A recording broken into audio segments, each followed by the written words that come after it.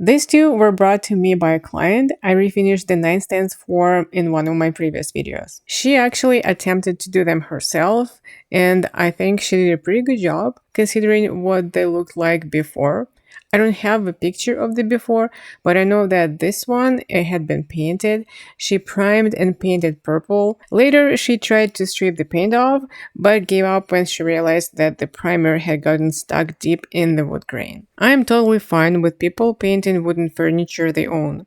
And I'm really glad that once she stopped liking that purple paint, instead of taking this old table straight to the dump, she decided to keep it and bring it back to its natural look. Because believe it or not, this little one is solid walnut.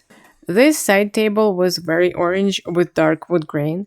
She sanded it, did a whitewash, and then stained it, and she didn't like the result. Me, I actually like it. And no, I'm not just saying it because she might be watching me. She's most likely not. I really like the color. Since I worked on both tables at the same time and they were not big projects, I decided to show them in one video. First, I started with this table, and to be able to work on it properly, I needed to disassemble it.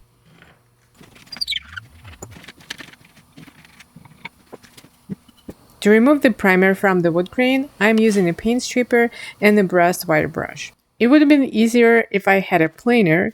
I could have just run it through and taken off the top layer of the wood, but I don't have one.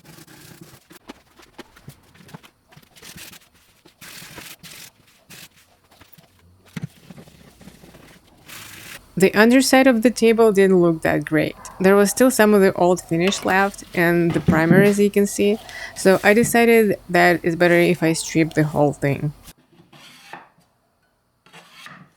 And while I was doing that, I found a lot of tiny nails. I started pulling them out, but then I realized they were probably there for a reason. I wasn't just exactly sure what the reason was.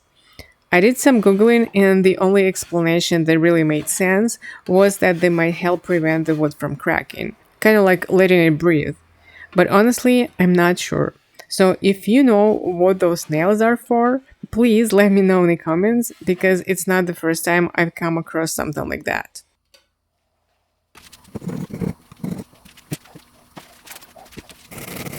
If the wire brush was enough for the tabletop, for these carved details, I had to bring out the big guns, my dentist tool.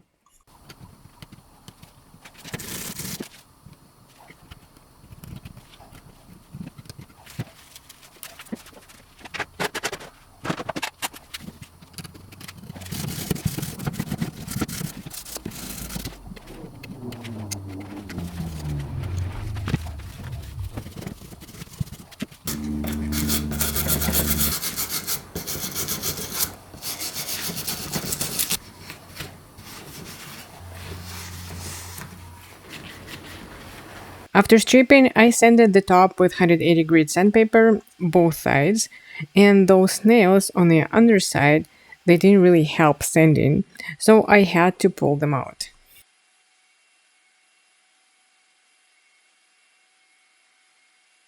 Then I wiped the surface with some mineral spirit to check if there were any spots with a primer in the wood grain that I missed. And there were some, so I grabbed the wire brush and I tried to scrub the primer out, this time without using a stripper, and it worked. I also sanded the parts of the apron off the table. As for those curved details and the legs, I did not. Since I already stripped them pretty well, there was no need for sanding.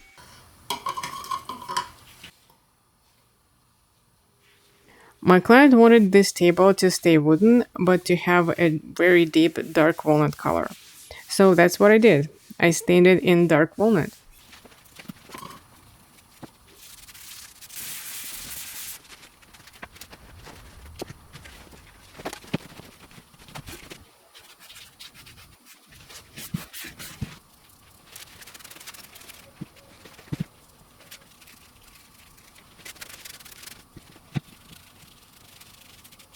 I said that this table was solid walnut, but I was wrong. This part was actually made of birch. So I needed to stain it different, and first I used this salmon water-based stain in the color walnut, And then later on, once it's dried, I stained it with dark walnut color.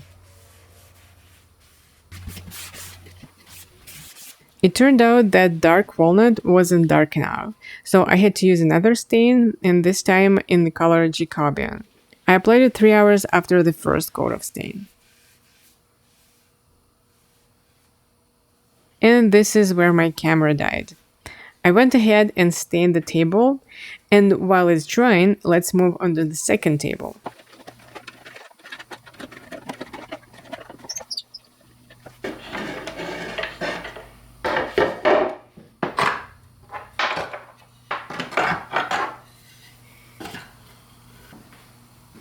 For this one, using just 180 grit sandpaper wasn't enough since I had to sand off the stain my client had applied. So I started with 120.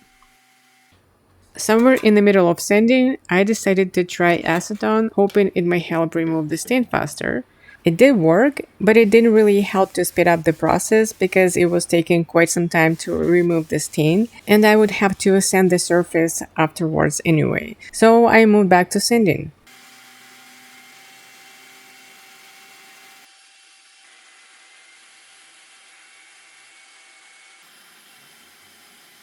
And these grooves on the apron were actually the reason my client gave up and decided to give this table to me. While she was sanding, she thought that the grooves were so small that they didn't need to be sanded. Then once she applied the paint wash and the stain to the table, they would just blend in. But that didn't happen. And I'm not saying this to shame my client. I actually think she did a pretty good job for her first time. I'm sharing this in case someone is watching right now and thinking about refinishing a piece with grooves and assumes that those tiny untouched grooves won't be visible. Well, it depends. If you're refinishing in the same colors, they might blend in, but if you're changing the colors, most likely they will be visible.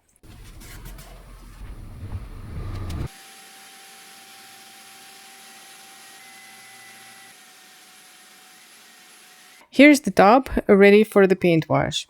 I didn't mention it earlier, but I sanded all parts of the table 3 times, with 120, 180, and 220 grit. The top, in particular, I sanded 4 times, twice with 120, because I was trying to remove that stain that had deeply penetrated the wood grain. But as you can see, it's still kinda there. I could have kept sanding this table endlessly to get down to clean wood, but extra hours of sanding were not in the budget for this project, so I just had to work with what I had. And for this table, my client wanted me to match the nightstands I had refinished earlier. But what we thought was oak turned out to be ash. And ash is completely different wood. It has different color, it's more yellow. So I couldn't use the same stain or paint wash combination. I had to come up with something different, and I sure did. I had no choice. I'm going to apply 2 coats of paint wash. The first one I'm using is this. I'd say it's a dark beige with a hint of pink or purple in it. Why on earth I'm using pink or purple? Well, to explain that, we need to dive a little into color theory. I used to study graphic design, so I'm pretty good with colors. And even if I wasn't, I have blonde hair. And every blonde woman knows that if your blonde turns yellow, you need something with purple tint, like a toning shampoo or something. How do I know what color to use to neutralize yellow or orange, for example? I use Color Wheel. You can Google it and you'll see that there are opposite colors. They called complementary colors. They can be used to neutralize each other. For example, if we take green and red, let's say it's paint, and we mix them together, we'll get the most neutral color, which is gray. Of course, with paint wash, we don't necessarily need gray at the end, but knowing how colors work, we can play around. In my case, gray wasn't a goal, so I added just a bit of purple undertone to neutralize the yellow, and still ended up with natural warm wood tone.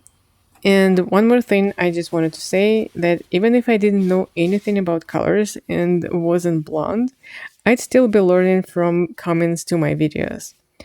Honestly, I'm so grateful that you guys share your tips with me. Just recently, someone posted a comment about paint wash tones. And I really appreciate you taking time to leave those comments. Even if I already know some of the tips, they're still super helpful for others. I know from experience that when I was learning how to refinish furniture and watching lots of YouTube videos, I picked up things in the comments that I didn't learn from the videos themselves. So, again, thank you so much.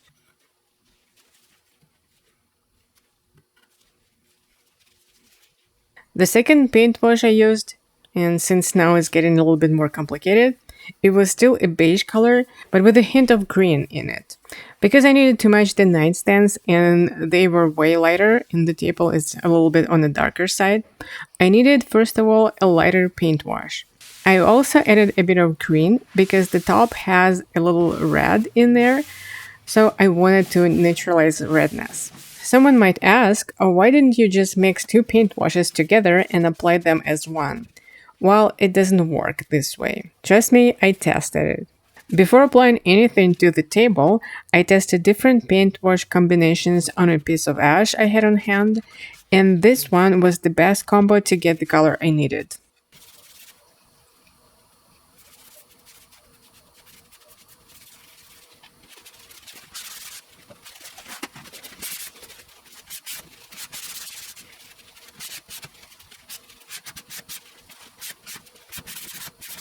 Once the paint wash was dry, I applied the top coat and I decided to go with Otis oil. And this is the only footage I have of me doing it, and only to this part of the table. But I promise I did apply it to the whole table and to the other little table as well. Telling you the truth, I'm not a big fan of Otis oil. There are other products out there that are easier to apply and you don't have to buff them that hard.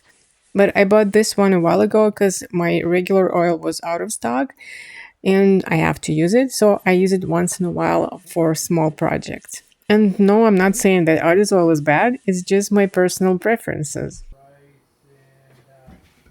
I let olive oil cure for 24 hours, and then it was time to put the tables back together.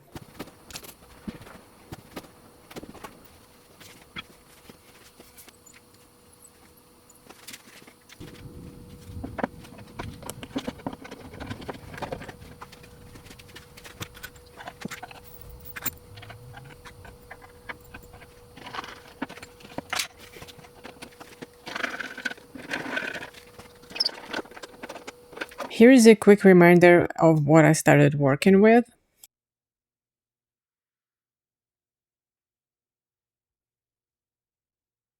And this is the final result. And I swear to God, I will never ever film the final result on my phone again. Because it adds a contrast and it looks like one part of the table is way lighter than the other. And it was, but not that much.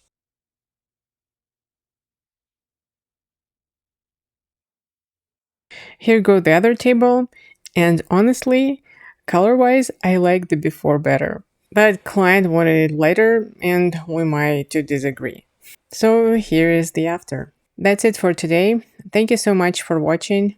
And if you made it this far, that means you enjoy this type of content. So please consider subscribing, that's free for you and means a lot to me. Thanks again for watching and see you in my next video.